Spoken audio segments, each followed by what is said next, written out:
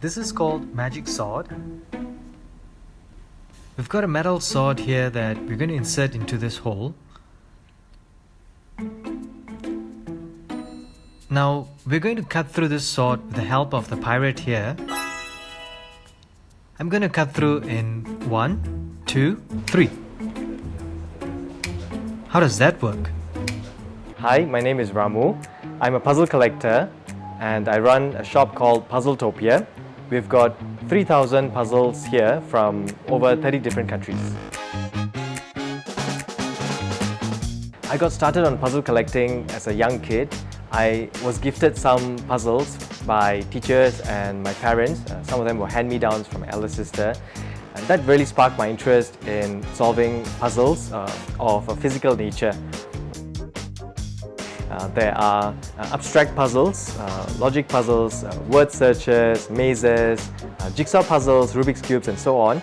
I particularly gravitate towards hands-on puzzles, which we call mechanical puzzles. Firstly because they're physical and very tactile. I'm a very tactile person. This is one of the oldest puzzles that we have. The goal is to get these jockeys racing on the two donkeys at the same time. How would you solve this puzzle?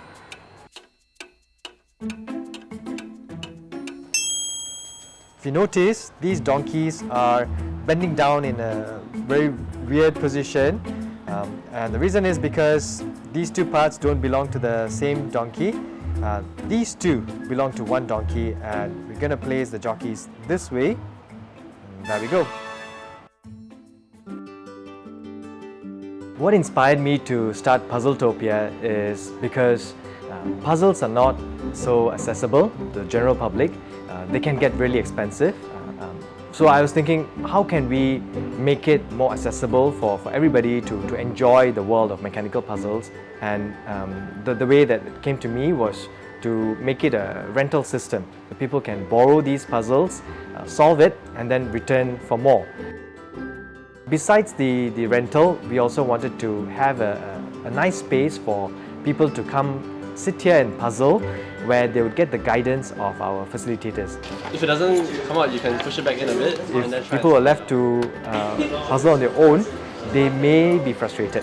So if we can just give them a little hint, that really makes the experience a lot more pleasant.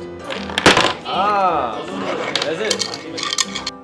Recently, you passed me the cricket box here. Oh yes, the cricket box.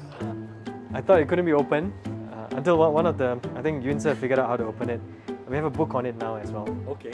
Many of these are donated. One in particular I want to mention is my mentor Jerry Liu, who's donated over 800 puzzles single-handedly. I'm Jerry and I'm a puzzle collector and designer. Most of my collection came from overseas. Am I the original collector since 1996? Maybe, maybe not. I mean, puzzling I think has been around in Singapore in different forms. But in terms of mechanical puzzles, I think probably I would be one of the first few. 32 steps. Karaguri, they are so beautiful. Sometimes you just don't want to touch them. You just want to display them nicely and just look at them. Karaguri is fantastic. The Japanese craftsmen are really, really very good. I think mid-2011, I started my own personal blog about puzzle collecting and to show off my puzzles. Whenever I managed to solve a puzzle, or even if I didn't solve a puzzle, I would post something about it. It also was a means for me to communicate with other puzzle enthusiasts. And a lot of them would write in and say, could I have the solution for this? I've been struggling with this puzzle for a long time. And I would happily send them the solution or give them some tips on how to solve or where to buy. It felt good to be able to share information like this.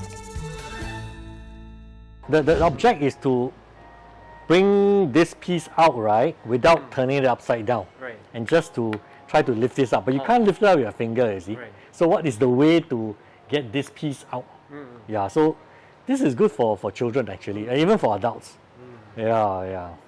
Would you like to demo? If I remember correctly, you got to blow some air to it. Yeah. Super. Well, when Ramu called me, he shared his story about how he found me and that he had just left the university at that point in time. And he said he was interested in puzzles and he was keen to use puzzles to reach out to the community. So I thought that was very commendable because this is not just a person who was interested in puzzles for puzzle's sake, but he wanted to do something that was a social good. We have been doing outreach with several different groups. Most recently, the Stroke Support Station, where we reach seniors and stroke survivors. Some of them had multiple strokes, are wheelchair bound. And what we do is we bring these puzzles down to their place, engage them over several sessions for cognitive therapy. I have been noticing Puzzletopia becoming a third space, a very casual hangout space for people to get to know one another. We have our customers becoming volunteers here. They come here to guide other folks with the puzzles they are working on. That has been very interesting to follow over the past few months.